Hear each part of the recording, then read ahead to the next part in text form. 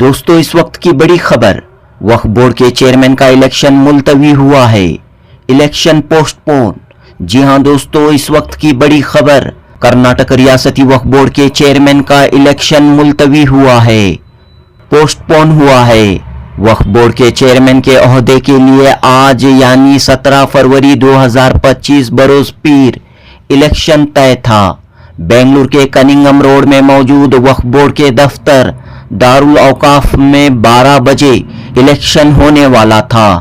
Returning officer Islahuddin गडियार को election conduct करने की जिम्मेदारी सौंपी गई थी, लेकिन अब अचानक इस इलेक्शन को मुलतवी किया गया है, पोस्टपोन किया गया है। वजीर अक़लियती बहबूद वक्फ और हाउसिंग BZ ज़मीर अहमद खान ने एक अहम फैसला लेते हुए वक्फ बोर्ड के चेयरमैन के इलेक्शन को मुलतवी किया है। 2 दिन कबल मोहम्मद उबैदुल्ला शरीफ और सैयद अशरफ ने एक बड़ी प्रेस कॉन्फ्रेंस करते हुए वक्फ बोर्ड के साबिक चेयरमैन अनवर बादशाह और चंद मेंबरों की नामजदगी के खिलाफ आवाज उठाई थी। अनवर बादशाह और चंद दीगर मेंबरों के खिलाफ इल्जामात आयद किए थे। KPCC के वाइस प्रेसिडेंट मोहम्मद उबैदुल्ला शरीफ और कर्नाटक की मारूफ समाजी व सियासी शख्सियत आंजानी वजीर आजम VP सिंह के साबिक सियासी मुशीर सैयद अशरफ ने खबरदार किया था कि अगर अनवर बादशाह को चेयरमैन बनाया गया तो जबरदस्त एहतजाज करेंगे।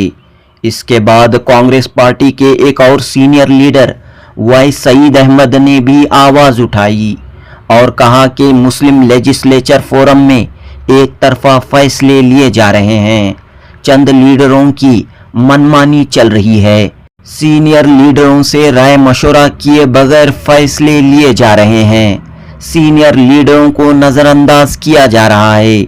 लिहाजा इन तमाम अहबाब के आवाज बुलंद करने के बाद वजीर अक़लियती बहबूद वक्फ और हाउसिंग BZ ज़मीर अहमद खान ने वक्फ बोर्ड के चेयरमैन का इलेक्शन मुलतवी किया है।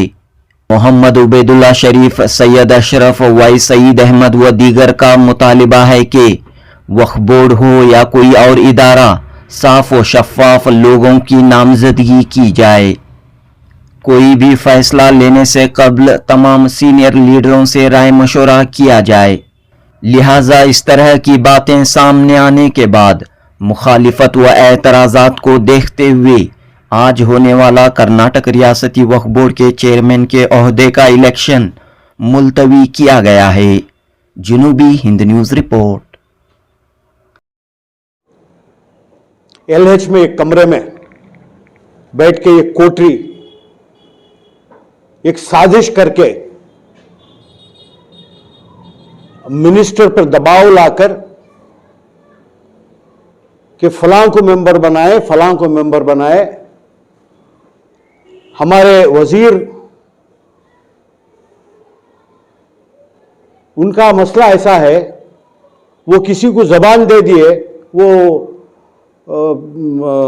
सलमान खान जैसा, एक बार किसी को कमिटमेंट हो गए तो वो अपने आप की भी नहीं सुनते। तो उनसे कमिटमेंट ले लेते हैं और गलत लोगों को जो है कि नामजदगी हुई है,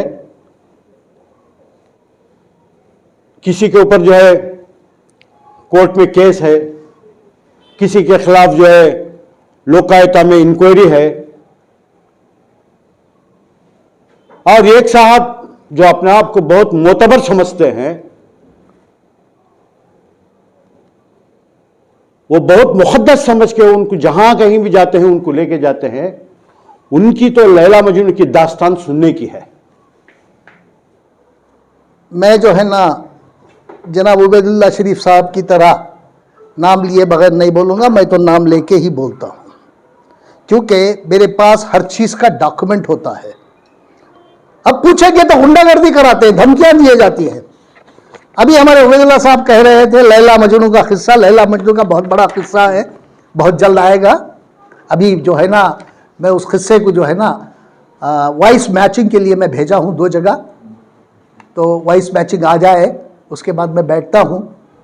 और धमकियाँ दी जा रही हैं कि उनके फॉलोअर्स आके मेरे घर के पास कलाटा करेंगे, गड़बड़ करेंगे, जरा आके तो बताए, आके बताए, मेरे घर के नजदीक भी आ जाए, देखता हूं मैं। ये धमकियां अपने पास रखो, आप गलत है तो गलत ही है आप।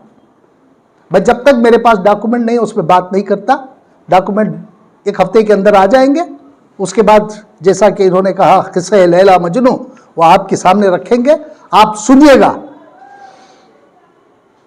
तो तू भी आज ये तीसरा साल सरकार बनी, तीसरा साल में तू भी किसान के इशू नहीं देगा।